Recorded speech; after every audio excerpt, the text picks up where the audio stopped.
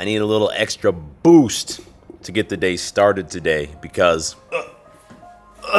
5 days ago, I did something terrible to my lower back. And it wasn't from squatting, it wasn't from deadlifting, it was from playing paddle. After playing for like 2 hours, I was done, I was packing up, and then the guy who's coaching me now, actually he's semi-professional, he shows up, he's like, me and my buddies need one more, do you want to play with us? And I was like, yeah, I could play with these guys, I can play on their level, right? I couldn't play on their level. I was running around the court trying to keep up, and then there was one ball where I was trying to get it, and I like dove into the glass, slammed the glass, and something in my lower back shifted, bro. Honestly, I think it's probably like the same L5, S1 vertebrae that I messed up years ago deadlifting, just like re-injured. But I woke up the next day and just could not move. I've not lifted the last 5 days. Finally, today I'm able to like actually, oh, look at that. I can get up and I can sit down without excruciating pain. And bro, I hate taking days off from the gym. I feel like I'm already starting to lose my gains, which I'm not. After 5 days, I'm not. It's just in my head. But it got me thinking, if I had to start over from 0 gains, what would I do differently to make gains as fast as humanly possible?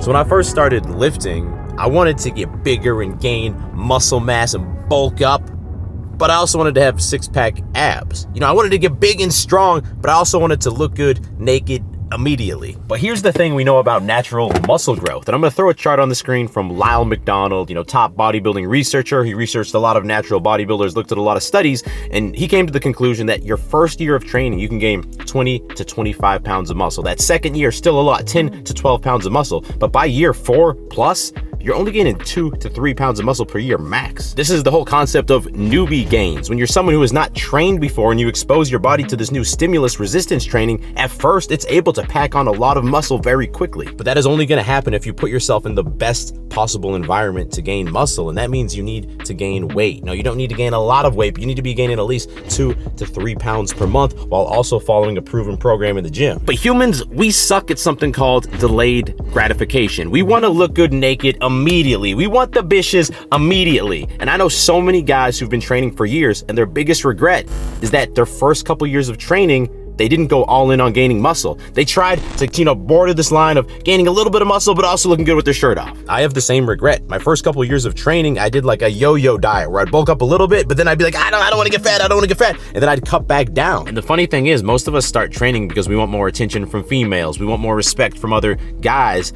But when you don't have a lot of muscle mass and you're not filling out your clothes, you're not looking that good in your clothes. And 99% of the time, people are seeing you in your clothes. So you're sitting here like worried about, that one time I get the girl back to my place and I take my shirt off, I gotta be shredded.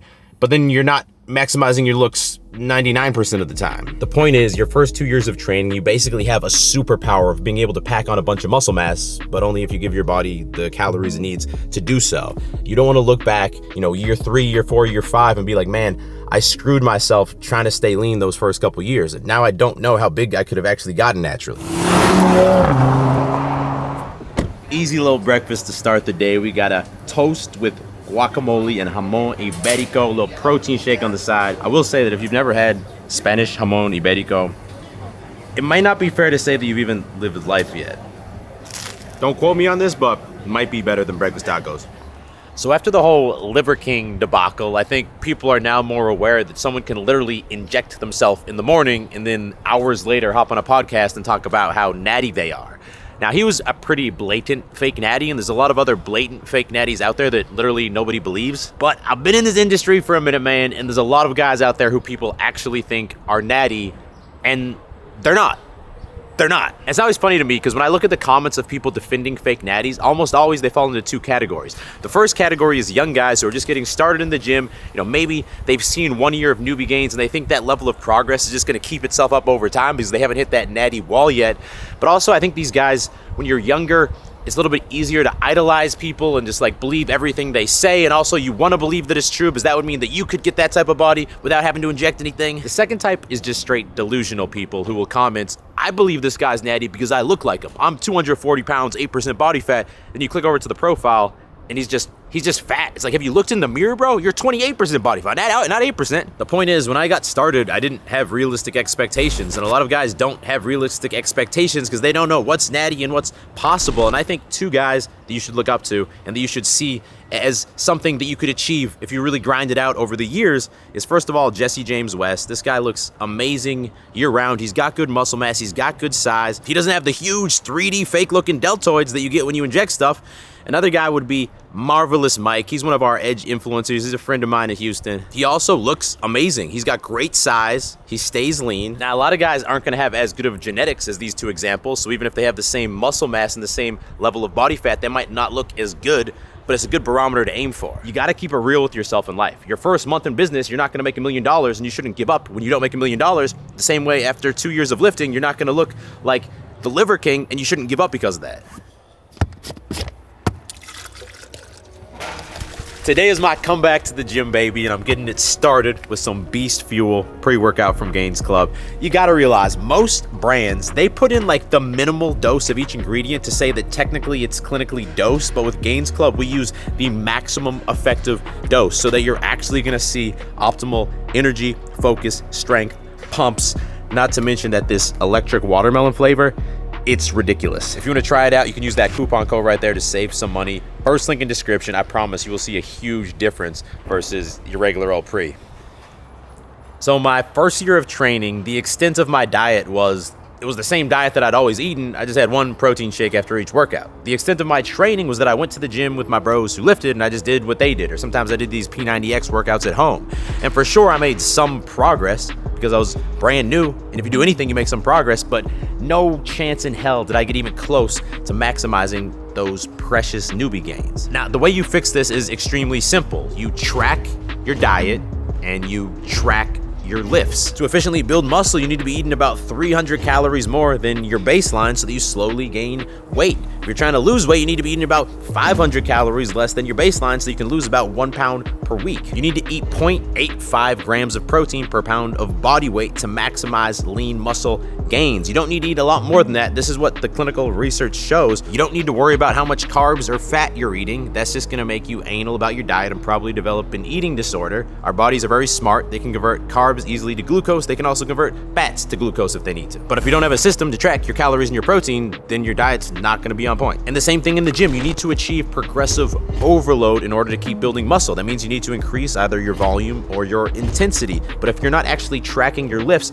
it's not gonna happen. You're gonna end up being the guy at the gym who's been curling the same 25-pound dumbbells for the last 4 years, and guess what? He looks the same as he did 4 years ago. You can use whatever system you want. Personally, I use the Beastly app as it makes everything very simple. Like if I click over to my diet tab here and open the meal from today, you can see I very quickly entered in what I ate, and I know exactly how much calories and protein that I've eaten and how much more I need to eat. And same thing with my training. Today you can see I'm doing a full body pull hypertrophy day, and then for each exercise it's going to show me the exact weight, reps, and sets I need to do to keep making progress. Although I gotta say, there's no chance I'm doing dumbbell RDLs with my bad back today, although the app also lets you modify the exercise so I can do a lying hamstring curl. Maybe not as good of an overall movement, but with the bad back, I can still make it work. By the way, if you want to try out the Beastly app, you can click the second link down in the description to get a free 7-day trial. It works on Apple, it works on Android.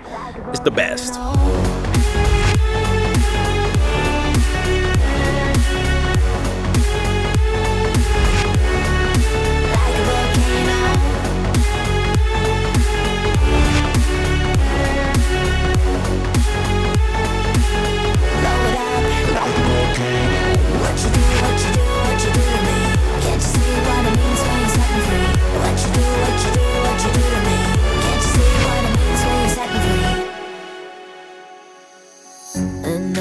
Day to lose control. There's a fire in my bones. Gains, bro. Workouts complete. And my back actually feels better. But what I did was I avoided any exercises to put like any spinal load on my back. So it shouldn't be affected. I don't think it's actually better. I think I'm just like warmed up now. The danger is going to be in a few hours when I cool down. Is it worse? Is it the same? Is it better? I need to know, bro. So the first real routine I ever followed was a 3-day per week full body routine, and I made a lot of my newbie gains on the routine. It was awesome. But a drawback was that I got really used to doing the exercises in that routine, and probably for my first 2 years of training, I didn't really stray away from those exercises because I was comfortable with them. I'd made progress with them. Sometimes if I tried new exercises, it didn't feel as natural, and I think this happens with a lot of us. And the problem is, sometimes the exercise selection that you know right now, it might not be the most effective exercises for for building an aesthetic body. So for example, I think every guy should learn how to barbell squat because it teaches you a fundamental movement pattern. It's great for building strength, but I think it's also extremely important to be doing single leg movements, like a single leg press or a Bulgarian split squat, for example. From my experience, these are like the most effective exercises for building leg strength. When I got stronger in them, my squat went way up, but there's not that many guys doing them at the gym. Or when it comes to chest, everybody likes doing a basic barbell bench press because, I don't know, it's popular, it's like the alpha exercise, but realistically, if you're trying to build an aesthetic chest, you need to focus more on the upper chest fibers because that's where you get more of that roundness and that fullness, so it makes a lot more sense to focus more on incline pressing, like an incline dumbbell press. A lot of guys in the gym get really obsessed with doing a bunch of curls and tricep movements, but then they forget to do a lot of deltoids, and realistically, the deltoid is like the most aesthetic muscle group because it helps you build that V-shaped body that we know is what women find most desirable, and you got to do a lot of, delt raises, side delt raises to build that projection from the front. Or traditional deadlifts. I don't think most guys should waste their time with that because it becomes an ego lift. It's probably the highest incidence of injury. You're a lot better focusing on RDLs because that's really going to help you build up that posterior chain, the hamstrings, the glutes, the lower back with a much lower risk of injury. I'd say those are probably the main ones, but the point is exercise selection is important. Just because you're comfortable doing a set of exercises doesn't mean it's the most optimal thing for building an aesthetic body.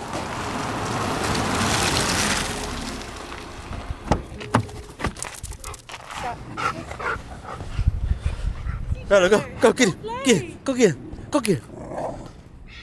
Luckily, Rolo's got a friend out here today to play with because Dad is injured and Dad can't run around like a wild man.